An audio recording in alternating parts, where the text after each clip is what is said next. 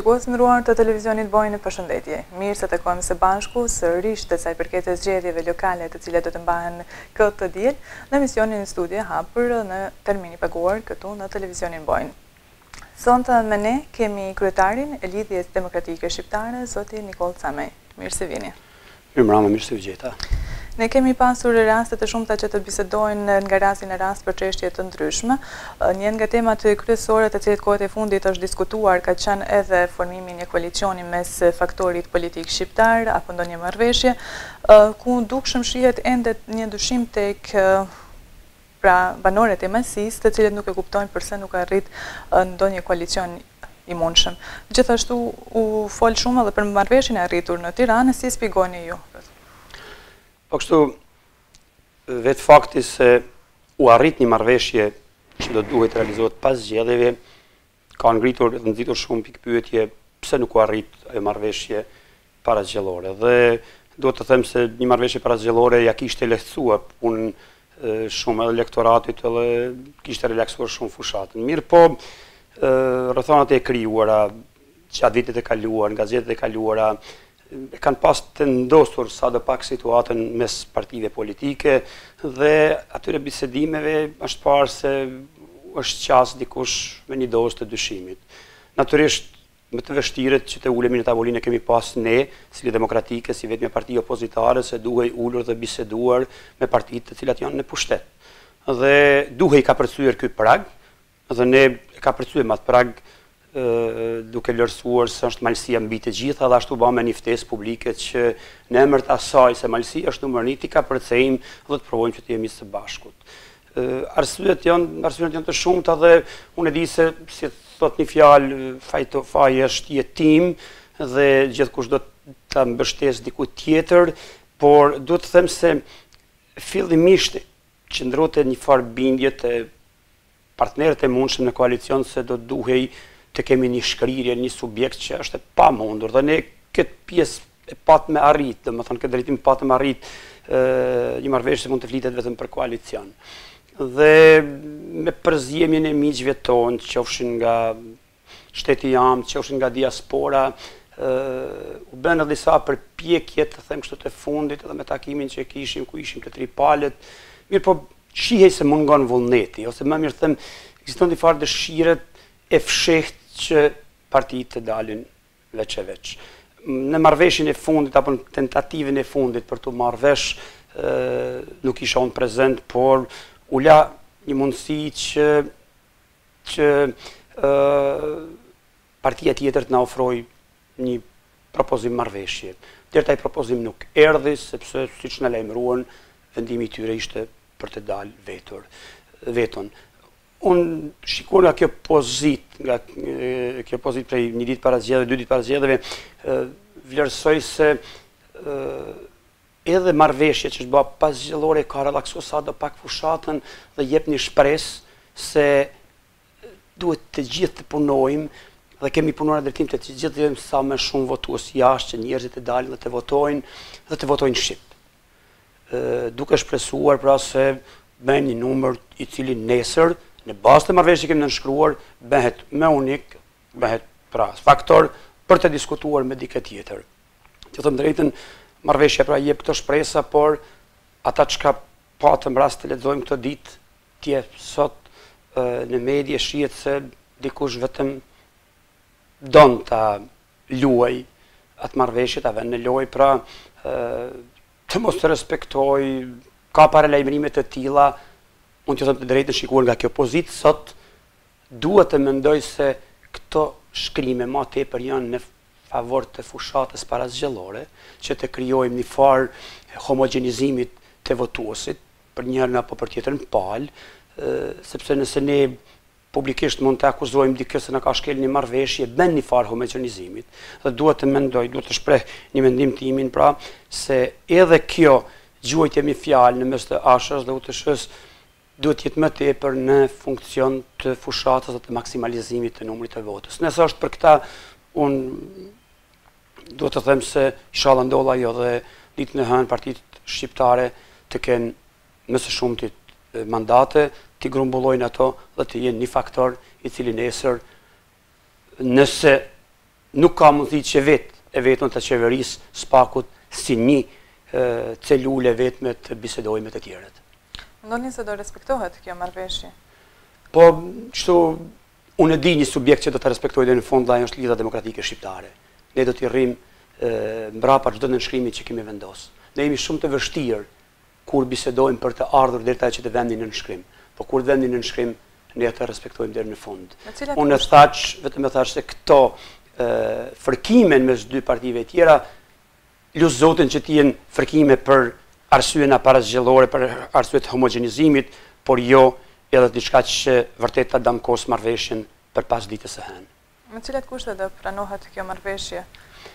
Po ne vetëm e kemi pranuar marrëveshjen që t'jemi një strukturë. Nëse dikush del dhe do të bëj tregti politike, nuk do të jetë para. Nuk do të jetë para që e shkelin partitë shqiptare. Por unë mendoj se duke ditur interesin e Malësisë, duke ditur se ne zotohemi se jemi për të mirë të Malësisë, nuk besoj se dikush shkullzon të vend kushte për ta respektuar atë. Ne ndoshta duhet dikujt tjetër të vëmë kushte që ne jemi një për çdo çështje që vjen nga hana, qoftë pushtet, qoftë opozit. Nganjëherë është më mirë të mbetemi opozitë ndershme, ta ngrehim zërin dhe ta shtypim ata që në opozitë të veprojnë, se sa të jemi një pozitë, një pushtet i brisht që ju ka në dorë dikush i cili nuk e ka fort hallin deri te zhvillimi i Malësisë. Jemi pranë në fund të fushatës zgjedhore, ju keni pasur tubime, keni pasur kontakt me njerëz të cilët ju përkrahin, si vlerësoni atë? Po shikoni, fushata ka qenë spakut kjo pjesa që shihet ka qenë mjaft e relaksuar për sa përket subjekteve nacionale shqiptare. Është pa një ekspanzion i partisë në pushtet, që qytetarët e Malësisë mund të lusin Zotin që me pas zgjedhje më shpesh se diçka punohet. Pra punime si strategji parazgjellore për të mashtruar qytetarin për t'ia marrë dhe një votë. Ne u kemi thënë disa herë dhe më parë qytetarët të marrin gjithë çka që të bien, se ato janë të gjitha me paratë e tyre, janë me paratë e partisë në pushtet, janë me paratë e takspaguesve. Dhe ne të duhet t'i marrim. Qytetarët duhen vetëm ndoshta të jenë pak kënaqur se nuk ka mjaft. Por kjo s'do të thotë se do t'ja japin votën. Dhe unë shpresoj se kësaj radhe shqiptarët, të cilët mendojnë shqip, flasin shqip, frymojnë shqip, mendojnë se këtu ku jemi mbi 70% duhet edhe të administrohemi shqip, vot për partinë në pushtet dhe satelitet e saj nuk do të ketë. Mjafton të shikojmë listën e kandidatëve për këshilltar të partisë në pushtet dhe të shohim sa ka vend që një malësor i Malësisë të rrethojë numrin që kanë para listës së tyre. Në qoftë se dim se 4 emrat e parë, në 4 emrat e parë, pra nuk kemi vetëm njëri që flet shqip, kurse të tjerët pjesa dërmuese e listës, me përqindje jashtëzakonisht të lartë, janë njerëz të cilët janë edhe ardhacak të dekadës së fundit. Pra natyrisht ne kemi gjë kundër atyre, ata janë pjesë të Malësisë, qytetarë të Malësisë, mirë po ne nuk mund të lejojmë që administrimin në vend ku populli autokton shqiptar përmend mbi 70% t'u besojmë këtyre njerëzve. Kjo mund të lidhet edhe me mënyrën se është administruar shtatë disa vjet kur në komunën e Tuzit mezi është dëgjuar shqipe. Tjetër do të them se edhe theka pak më parë se pjesa sipërfaqësore e fushatës, ajo që është pak ka qenë mjaft korrekte. Si subjekt jam masa i kënaqur, pra jemi shumë të kënaqur, unë sekretari subjekt jam shumë i kënaqur me mënyrën se na kanë pritur qytetarët. Me komentet që i kemi fituar dhe përgajnë që kemi fituar në terren përmes rrjeteve sociale. Pra definitivisht jem subjekti më i përkrahur, më i respektuar kudo që shkojmë. S'ka fjalë për ata.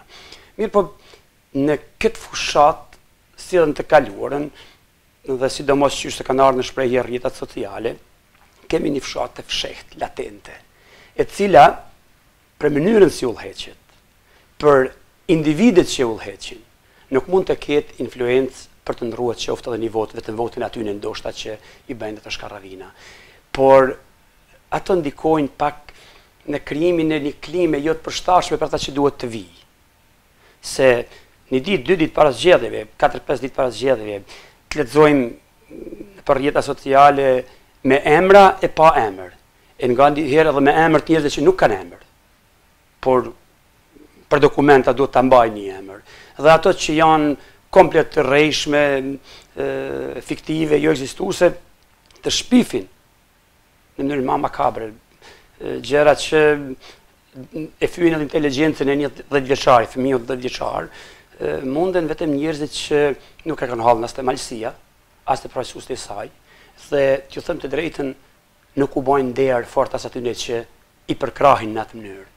Ata atyne u bëjnë dam, klimës i bëjnë dam, sa për ne ju garantoj se as vlerën e nivot të dam nuk ne kanë bën. Çka më tepër, bile nga një herë ndoshta diku edhe ashtu simpatia kur njerëz të tillë dhe shkrimet e tilla dalin në opinion të cilat shkojnë drejt për së drejtit në favor të partisë në pushtet. Pra nuk shkojnë në favor të partive shqiptare. Ata që ne kemi, të them kështu si aspirat që gjithë të forcohemi, të forcohemi ka zgjedhje. Ato soi shkarravinash, ato soi thjesht gjëra degutante vetëm i shkojnë pushtetit në favor. Duhet të shtoj këtu se ne me këtë çështje kemi marrur fare, po i përmend sot vetëm për ta ditur se ne kuptojmë se çka do të thotë shpifja si strategjisë zgjedhore. Dhe këta e perfekcionojnë pushtetet totalitare. Dhe jam i bindur se gjitha këto janë në funksion të një pushteti totalitar për ta zgjatur jetën e vet politike edhe në tuzë aty ku qytetarët nuk i duan. Dhe unë besoj se këtë kanë kuptuar edhe qytetarët dhe vetë fakti se ne i kemi ignoruar, do t'i ignorojmë, dëshmon se ne jemi një subjekt i pjekur politik e cila mendon për Malësinë e jo për mbeturinat që i ka gjithkusht në shoqërinë njerëzore. Ju përmendet pak sa ato punimet të cilat janë punuar para zgjedhje, por në tërësi si të vlerësoni çka është punuar dhe çka s'është punuar në Malësi? Arsyeja që ne tentojmë të formojmë nesër një shumicë, të administrojmë tuzin, nuk është vetëm thjesht për arsyeja që përmendëm më parë e që është nevojë numër 1. Pra të ruajmë ata çka jemi, të mbetemi ata çka jemi, që një malësor kur vjen në komunën e Tuzit të mund ta presin njerëzit të flasin shqip. Pra që duhet të jetë qëllim parimor për gjithë ne. Por ne kemi 1000 arsye tjera që kësaj lloj administrate, këtij lloj pushtetit të thonë jashtë nga zyrët e komunës dhe mund të vini vetëm si musafir aty. Shkaku kryesor është në sjelljen e tyre. Tjetër, tepër të papërgjegjshme ndaj resurseve tona, ndaj nevojave tona, ndaj punësimit. Dhe çkado që të punohet nesër në Malësi është prioritet sepse këta njerëz nuk kanë punuar kurrë. 3-4 palë zgjedhjet e fundit dalin në fushata me të njëjtat premtime, me palestrën sportive, ku është? Me tregun e gjelbërt, ku është? Me rrugën anësore, rrethin, kopshtin e fëmijëve, e tjera, rrugën për triesh që punohet me paret e diasporës dhe krenohen këta zotrinjt, rrugën për triesh tjetën përmes grudës e knej, rruga për të them drejt kufinit me Shqipëri që në anën e Shqipërisë është përfunduar krejtësisht kurse knej akoma asisen. Pra, gjitha këto janë akumuluar dhe besoj se administrata e re ka me çka të merret në rënd të parë mjetësimin e projekteve të dështuara, të premtuara dhe lëna pasdore me njëherë pas zgjedhjeve. Kështu që unë mendoj se subjektet politike shqiptare nëse arrin të administrojnë shumicën, disa edhe po promovojnë programe zhvillimore, shpresoj se të jenë reale. Ne kemi bërë një program zhvillimor dhe kemi botuar ekstraktin, pra pjesën nga programi, në disa pika, se me çka duhet të merremi, nuk kemi bërë elaborate e libra se ato duhet të bëjnë ekipat e eksperteve, por natyrisht kemi hartuar një program zhvillimor i cili përfshin të gjitha ata çka duhet ketë një administratë e re, duke filluar nga evidentimi dhe realizimi të gjitha projekteve të harruara në thojza nga premtuesit, angazhimi për zgjedhjen e problemeve infrastrukturale në Malësi, formimi i ekipave për hartimin e projekteve të qëndrueshme, vënien në shërbim e të gjitha pronave publike dhe resurseve, sistematizimi i vendeve të punës dhe perspektiva e të rinjve, krijimi i kushteve për investime me prioritet ndaj diasporës, e cila në Malësi dihet se ka investuar miliona, por ende s'ka pasur mundësi që të investojë në objekte të cilat nesër duhet edhe të kthejnë diçka nga ajo që investojnë e jo vetëm për ndihmuar. Pastaj zhvillimi i sportit, ruajtja e trashëgimisë kulturore e kështu me radhë. Të gjitha këto në rënd të parë kërkojnë njerëz që janë ekspert, të cilët lidhja demokratike çka mos të ketë, domethënë është i gatshëm edhe ti sjell nga jashtë, por më rëndësi është që ne të kemi njerëz që do të administrojnë që dinë, duan dhe që janë dashamirë të Malësisë, mbi të gjitha dashamirë të këtij trulli të landmasdore. Ju vetëm se përmendat disa nga pikat e programit tuaj, dhe sa mund të vërehet e theksi e keni vënë pra në programin zhvillimor të bujqësisë dhe turizmit. Çfarë mund të thoni për këtë? Po siç dihet, Malësia ka resurse të mëdha, ka potencial të madh edhe për zhvillim të bujqësisë, por edhe të turizmit. Vetë Malësia me shtrinë e vetë gjeografike, me tokat e vetë apjellore, edhe në atë Jugoslavinë e madhe të dikushme ka bërë emën me prodhimet e veta jo një Maltezi ka sa është tani.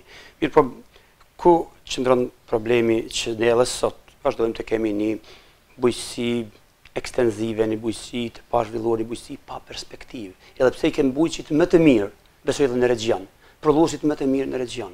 Çështja e shitjes, çështja e plasmanit të produkteve të tyre është një pyetje madhe për të cilën do duhet të kujdeset edhe administrata lokale, pra natyrisht edhe ajo qendrore përmes Ministrisë së Bujqësisë, pra të vente më shumë në këtë drejtim. Po si të bëhet kur Tuzi sot ka një treg të gjelbërt? Tregun e gjelbërt Tuzi ka pas edhe para 50 viteve. Sot produktet bujqësore shiten në rrugë dhe kryesisht shesin produkte domethënë për nevojat e familjeve lokale, në vend se të jemi në qendër magnet për gjithë tregtarët e regionit, se ma për tregtarët e Maltëzisë gjithsesi. Pse duhet tregtarët tonë të shkojnë në Podgorica atje ku nuk prodhohet kurgjë? Këtu duhet kemi një treg të gjelbërt me kapacitete, mundësitë e tilla që njerëzit të vinë të tregtojnë prodhimet tona këtu ku prodhohen. Pastaj, si mund të kuptohet që një vend i këtill, me gjithë këtë potencial bujqësor, të mos ketë asnjë panajir bujqësor, që të thrasim njerëz, jo vetëm nga Malëzi, por nga regioni, nga jashtë, nga Evropa, dhe t'ua tregojmë produktet tona të cilët nesër mund të jenë brand dhe të dalin jashtë kufive të Malit të Zi. Ndodh që nganjëherë produktet tona dhe dalin jashtë dhe shteti jep subvencion për paratë e freskëta që vijnë nga jashtë. Po shih për çud shteti subvencionet ja jep tregtarëve dhe jo bujqëve. Dhe ne në vend se ti favorizojmë bujqit, favorizojmë tregtarët. Në vend se të favorizojmë mallin lokal, ne favorizojmë llobin e importit. Ju kujtohen qytetarëve dhe sidomos prodhuesve u kujtohet sa herë kanë krijuar një farë ehot negativ për produktet tona, një farë imazhet negativ për produktet tona, se gjoja ky lloj i trangullit është i semur, ky lloj patate është i semur dhe produktet lokale nuk mund të shitet të kus gjoja për shkak të përdorimit të preparateve kimike të tepruara. Dhe çka ndodhte?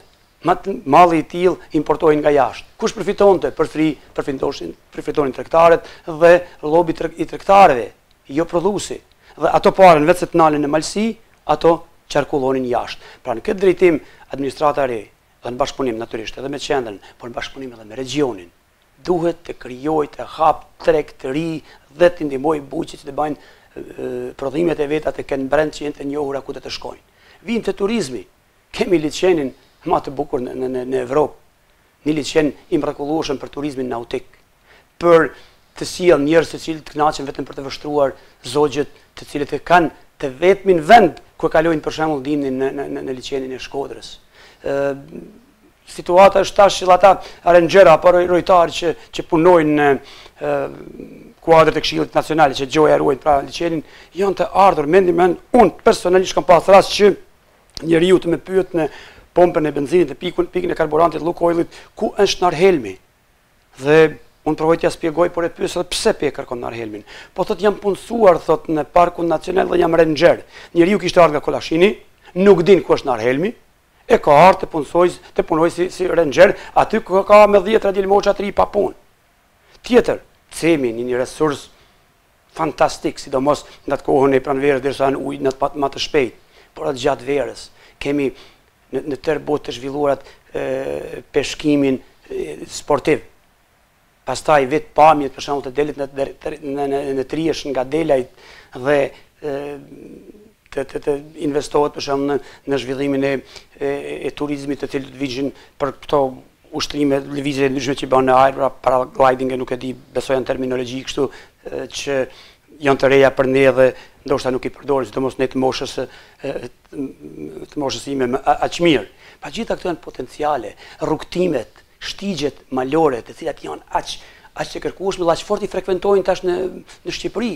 Që vinë njerëzit me motora, me pajisje speciale për të hypur nëpër male, nëpër vise që dikur kanë shkelur vetëm 10 egra. E të gjitha këto ne mund t'i vëmë në shërbim të zhvillimit, në zhvillim të prodhimit të pareve të freskëta që vinë të pastra, pra të freskëta nga jashtë dhe vënë në zhvillim të vendit. Ato ndoshta nuk do të vinë direkt në buxhet, por vinë te qytetarët që japin shërbime. Qytetari që ka pasuri, që pasurohet me punën e vet, qytetari që jep mundësi që të pasurohet me punën e vet. Ai është qytetar i devotshëm, qytetar i ndershëm, qytetar i cili shpenzon mjetet dhe paratë e veta në vendlimin e vet dhe me këta zhvillohet edhe vendi. Pra, nëse ne nuk merrem me këtë dy çështje, nuk i favorizojmë këto dy potenciale, këto dy resurse. E kësaj ja shtojmë edhe një resurs tjetër jashtëzakonisht të rëndësishëm, ujërat nëntoksore. Ujërat nëntoksore, të cilat janë sot pasuri në nivelin botëror. Dhe t'i shtojmë edhe kësaj ato bjeshkët e nalta që për fat të keq, një pjesë e mirë e tyre kanë mbetur në Podgoricën. Këtu është një përgjegjësi e madhe atyre të cilët kanë sjellur deri te statusi që e kemi sot, e për çka pengesën kryesore ose vërejtjet kryesore që kemi bërë vetëm ne, e që ka të bëjë me kufit e komunës së kryeqytetit tani, ndoshta komunës së shpejt, shumë shpejt, e që ka lënë territore të rëndësishme jashtë Malësijet. Njëherë territore që janë resurse, po mbi gjitha territore sa të janë njerëz, dhe territore kujtojnë shqiptar, territore të cilat dikush tha janë në arsyetim ka pak njerëz atje. Pa ato janë territore që mund të krijohen kushtet që atje të jetojnë më shumë njerëz, sepse ka mundësi, ka resurse, po edhe sikur të gjithë njerëzit të shpërngulen, ato janë pronat e tyre. Dhe merrni me mend kur në nivelin e Podgoricës do të ketë nën 1% shqiptar, çfarë drejtash mund të realizojnë ata në Podgoricë, në vend se të bashkangjitin komunës të Tuzit, ku jemi 70% dhe ku mund të realizojnë të gjitha të drejtat. Tuzi me statusin e ri, edhe tutje mbetet i lidhur me Podgoricën, siç thot ligji pra deri në tetorin e vitit të tashëm. A mund të na thoni diçka më shumë për këtë? Po statusi i ri, komune e kryeqytetit sjell shumë më tepër kompetenca se ç'kishte komuna urbane. Dhe kjo është një arsye për të cilin edhe ne si subjekt kemi marrë pjesë në hartimin e atij dokumentit i cili do duhet të propozohej për të sjellur deri tek kjo. Ajo që jemi pajtuar asatëherë sot ka të bëjnë me 3 pikat e këtij ligjit që sjell këtë status. Një ishte çështja e territorit, që përmenda pak më parë, mos bëhemi mërzitshëm, mos ta përshtis, pra një pjesë e Malësisë mbetet jashtë. 2 mbetet çështja e administratorit, i cili ende është vendimtar administratori i Podgoricës dhe i Tuzit. Dhe 3 është çështja e buxhetit. Ne buxheti administrativ na varet drejt për drejt nga Podgorica dhe nga marrëveshja që do të ketë administrata me administratën. Dhe kjo me siguri do të jetë në dëm të Malësisë. Ne kemi thënë që buxheti operativ pra të jetë me nivel të përqindjes sa jemi në kuadrët e Podgoricës. Se nesër kur të vinë deri te punësimet, ne dim se do të kemi problem nga Podgorica, se do të mundohet na ndryll, ta ngushtojë që mos të punësojmë. E komuna e re ka nevojë për punësime dhe ne jemi garant. Besoj se jemi të vetmit që jemi garant që do të insistojmë në respektimin deri pikë të fundit të statutit të ri, dhe të bëjmë punësimet të cilat i lypin kësaj administrate, me qëllim që të mund me vonë të vetë të shërbim të këtyre çështjeve që i përmenda përpara, edhe të zhvillimit të bujqësisë, edhe të zhvillimit të turizmit, edhe të gjitha resurseve tjera që i ka Malësia me bullak. Mbetemi akoma të lidhur dhe shpresoj se do të respektohet ajo që është ligj, domethënë dhe në tetor të kalojmë në nivelin e komunës së plot, pra ku do të shkëputen edhe këto pjesë që janë të lidhura me Podgoricën. Unë mendoj se kjo lidhje është projektuar, atëherë është projektuar në kokat e njerëzve që mendojnë me resursin votues, pra nuk njohin tjera resurse, njohin vetëm çka mund të marrin, pra nuk njohin çka janë resurset për ta zhvilluar vendin, janë resurset çka mund të grabisin. Një prej resurseve kryesore të Podgoricës në Tuzë është edhe votuesi, sepse përmes votave tona administron Podgoricën, administron edhe shtetin sot, dhe kjo është tetë interesante për ta. Unë besoj se ne nuk kulzojmë të jemi më peng Podgoricën ta qeverisin podgoriçanët, pra podgoricasit, e Tuzën ta qeverisin malësorët. Dhe në këtë s'ka kur gjë të keq, në nesër mund të bashkëpunojmë me Podgoricën si me një komunë tjetër, do të bashkëpunojmë natyrisht, mendoj se kur përmendave bashkëpunimin, se bashkëpunimi duhet të vijë në të parë edhe me ulqinin si komunë shqiptare, por natyrisht edhe me komunat e regionit, me komunat në Shqipëri, për të zhvilluar, sepse dihet se ka fonde të jashtëzakonisht të mëdha, të cilat janë në dispozicion në qoftë se komunat ndërkufitare bashkëpunojnë. Dhe unë mendoj se këto resurse, ky potencial financiar i Bashkimit Evropian dhe i fondacionet të ndryshme nuk është shfrytzuar sa duhet, mu për hir të neglizhencës dhe të paaftësisë së administratës që ishte deri me tani në tozë.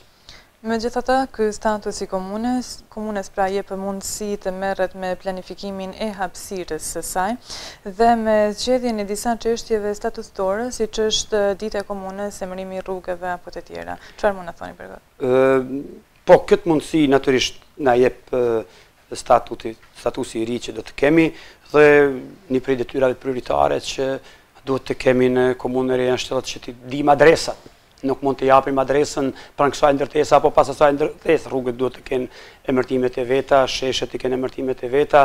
Unë e di, këtu është debatuar, diskutuar edhe për disa emra, të cilët ndoshta për dikën mund të paraqesin mollë sherri, mirë po unë mendoj se gjithkush e di se çka është Malësia dhe çka i duhet jepet përparësia dhe na drejtim, edhe kur është çështja e ditës së komunës, edhe kur është çështja e emërtimeve të shesheve, të bulevareve, nëse i kemi të rrugave, rrugicave, do sidomos kur është çështja e vendosjes heronjve tanë, të labidarëve të ndryshëm, të vendeve përkujtimore, sepse Malësia nuk është pa ato, por është lënë pas dore, mu për hir prapë duhet ta përsërit të neglizhencës njerëzve që kanë qeverisur këtë vend dhe natyrisht të raportit njerëk të Podgoricës ndaj Tuzit. Na ndan vetëm pak kohë deri kur votuesit do drejtohen tek kutitë e votimit për të zgjedhur fatin e kësaj komune, kush do ta drejtojë atë dhe cili është mesazhi juaj? Ne kemi thënë mesazhin gjatë këtyre ditëve në gjitha takimet që kemi pas me ju të nderuar malësorë, të nderuar qytetarë, të nderuar banorë të Malësisë. Dhe mesazhi është i qartë. Ne na duhet një komunë e cila do të administrohet nga ajo që është shumicë këtu dhe shumicë autoktone. Dhe kjo mund të arrihet vetëm duke favorizuar spektrin politik shqiptar. Voto shqip besoj se nuk është dilema e kurrë shqiptarit sot në Malësi. Por brenda kësaj voto shqip ne kemi dhënë arsyet se pse duhet të kemi një dallim. Pse numri 2, konkretisht Lidha Demokratike Shqiptare, me këtë numër kaq simbolik, me të cilën janë udhëhequr të gjitha lëvizjet kombëtare ndërshqiptar që nga fillimi i shekullit, që nga fundi i shekullit të kaluar, që nga vitin 81 me lëvizjet studentore në Prishtinë, që nga vitin 90 në Shqipëri, pra me dyshin famos të paqes dhe të demokracisë, me dyshin e lirisë. Domethënë gjithë kjo simbolik kallëzon dhe ne kemi pas fatin që në atë shortin që është bërë ta fitojmë këtë numër, i cili pra simbolizon gjithë këtë lëvizje ndërshqiptarët dhe duke arsyetuar jo vetëm me simbolikën, por edhe me ata që është përmbajtja e listës, me njerëz kompetent, me njerëz të ri, listë e cila në 4 të parët ka 3 të ri, cila ka respektuar të gjitha dhe aspektin gjinor, ku në 5 të parët ka 2 vajza, me ekspertizën e vetë, me plan programet e hartuara, me qëndrimin e vetë gjatë gjithë këtyre dekadave të kaluara. Pra, në raport me gjitha ato çështje të cilat, sikur mos të ishte Lidha Demokratike, do të ishin shuar. Të gjitha këto dëshmojnë se keni të bëni pra me përzgjedhjen më të mirë, me përzgjedhjen i cili garanton se do të respektohet marrëveshja, se do të kemi punësime të reja, se do të ruhen kufit e Malësisë brenda territorit të komunës së re dhe se do të ketë bashkëpunim të mirë me të gjithë ata që janë dashamirë të Malësisë në rend të parë. Për të siguruar të gjitha këto, të dashur qytetarë, ditën e diel të rrethonin numrin 2, guxim për Malësinë që e duam dhe unë besoj që e duam që të gjithë. Prandaj të rrethojmë numrin 2. Ju falenderit. Mua më mbetet që t'ju falenderoj që ishit së bashku me ne, ku përmes së valeve tona keni përcjellur mesazhet tek banorët e Malësisë. Shikues të nderuar, ju falenderoj dhe ju që ishit së bashku me ne. Mbetet që fati i komunës së Ashme të zgjedhet nga ju. Mirupafshim.